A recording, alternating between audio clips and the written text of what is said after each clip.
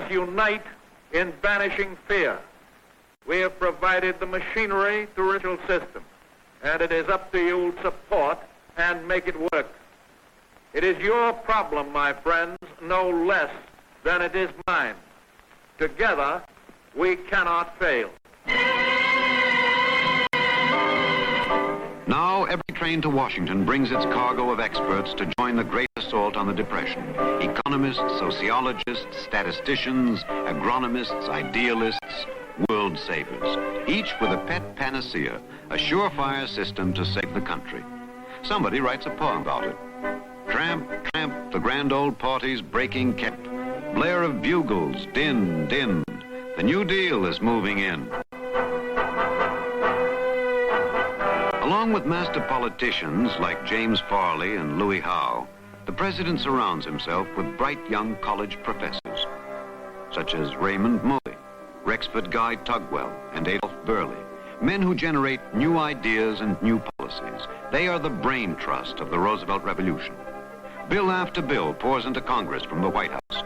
Whatever Roosevelt wants, he gets. The House is burning down, says the Republican floor leader, so give the president anything he needs to put out the fire.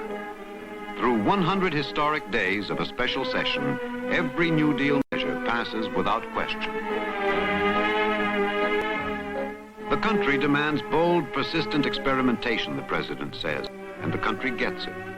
Secretary of Agriculture Henry Wallace launches the AAA, a program for managing and controlling America's farm resources. The new Secretary of the Interior, Harold Ickes, administers the PWA, a program of public works designed to create jobs for the unemployed. The Secretary of Labor, Frances Perkins, first woman cabinet member, expert in employment problems, an advocate of economic planning. Something like a war psychology grips Washington as the shakeup in government goes on night and day by headlong trial and error. Everything from federal theater projects to legalizing light wines and 3.2 beer. And an alphabetical avalanche of new offices and agencies, FERA, CDC, TVA. But the most urgent measure in 1933 is NRA, a system of codes administered by General Hugh Johnson to regulate wages, hours, and employment. Even Will Rogers gets behind it. Hello. This is taken in the general part of General Johnson's NRA headquarters. All night and all the day, working with him on a comedian's code. And we've had quite an argument. He wants to include the senators and the congressmen in this, and I'm fighting against that. Us amateurs do not want to be classed with professionals. And I'm arguing with this guy, tough, this fella. The thing has got to work. This whole NRA system has got to work or else. I'm going to say or else what? Well, just else ain't going to be nothing if it don't work. So all America rallies round the Blue Eagle, symbol of NRA, the National Recovery Act. Will it work? Will it spread employment and raise wages? Well, Hugh Johnson has no doubt. If every employer will live up to the code or to his agreement under which he got the Blue Eagle, if every the Blue Eagle, and buy generously now to the very full of his prudent needs, American business and spurt that it has known for years, and we are on our way out of this depression before snow. Government by ballyhoo, some call it, and denounce NRA as national regimentation, alien to the American way. But most are caught up in the color and excitement of times. Hasn't Roosevelt said, we are on our way and heading in the right direction?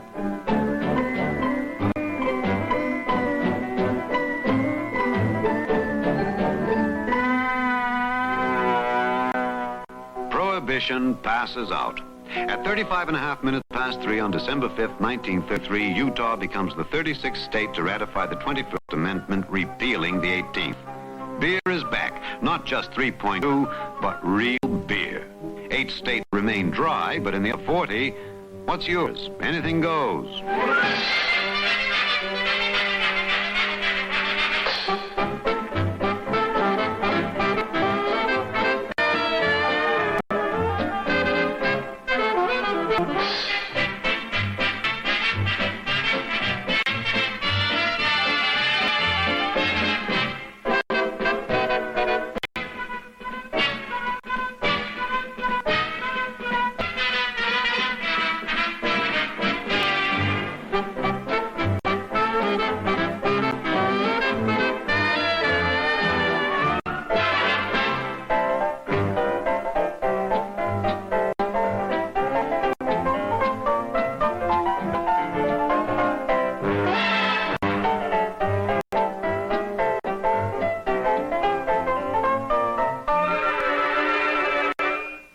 A new day in new times. And who can say what will happen before another morning rolls around? Things are going on all the time nowadays that would have seemed impossible a few years ago. Some people worry what the effect all these changes and reforms will have in the long run.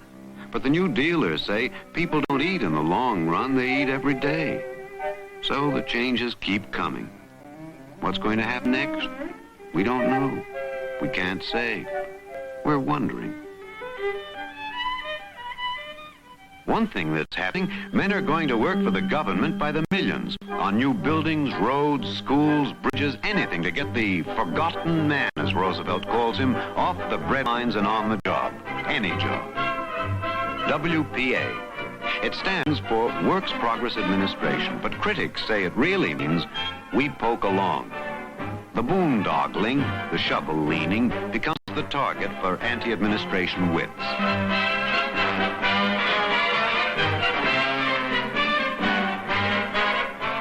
And against the most spectacular of New Deal projects, TVA, the Tennessee Valley Authority, opponents charge unfair government competition with private business. But TVA generates cheap power for millions of homes and factories in a blighted area. It works and it grows. Few object to the Civilian Conservation Corps. The sea sees nothing for them to do and puts them in government camps where there is plenty to do. Work that conserves the soil and replenishes the forests.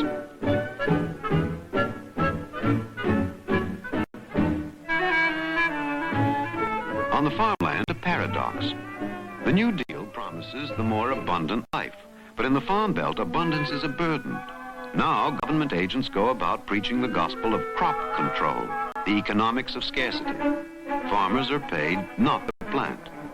The AAA, the Agriculture Adjustment Act, seeks to bolster farm income by ordering crops plowed under, and millions of acres of wheat, cotton, corn are left unplanted.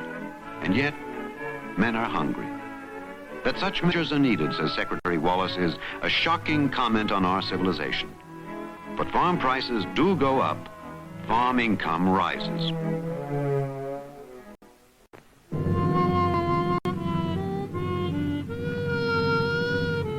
To the troubles man makes for himself in the 30s, nature adds disasters of her own.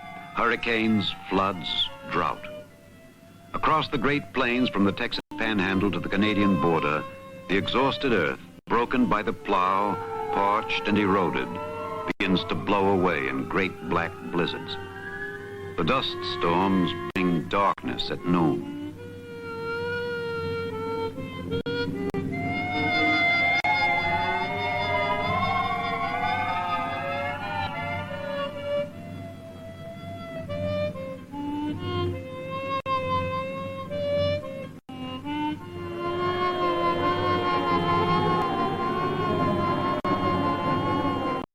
A lifetime turned to dust.